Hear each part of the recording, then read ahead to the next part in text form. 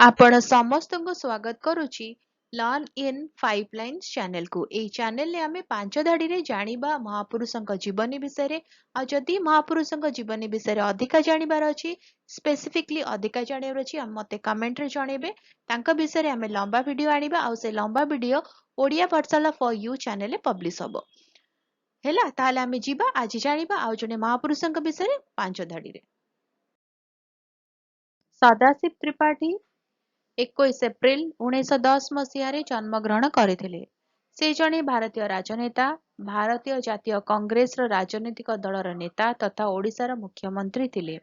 ସେ 21 ଫେବୃଆରୀ 1965 ମସିହାରୁ 8 ମାର୍ଚ୍ଚ 1967 ମସିହା ପର୍ଯ୍ୟନ୍ତ ଓଡ଼ିଶାର ମୁଖ୍ୟମନ୍ତ୍ରୀ ଥିଲେ। ସେ ଦୀର୍ଘ ଦିନ ଧରି ଓଡ଼ିଶାର ରାଜସ୍ୱ ମନ୍ତ୍ରୀ ଭାବରେ କାର୍ଯ୍ୟ କରିଥିଲେ। 9 ସେପ୍ଟେମ୍ବର 1980 ମସିହାରେ ତାଙ୍କର ଦେହାନ୍ତ ହୋଇଥିଲା। ରହୁଛି, ଦେଖା ହବା ଆଗାମୀ ଭିଡ଼ିଓରେ। ନମସ୍କାର।